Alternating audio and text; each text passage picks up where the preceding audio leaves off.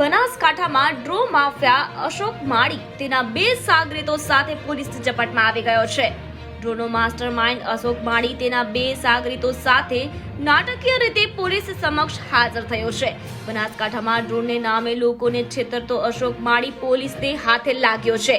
9 જાન્યુઆરીએ ધાનેરા પોલીસ મથકે વાલેર ગામે ડ્રો કરવા મામલે અશોક માળી સહિત 10 લોકો સામે ગુનો નોંધાયા બાદ અશોક માળી પોલીસની પકડથી દૂર ભાગી ગયો હતો।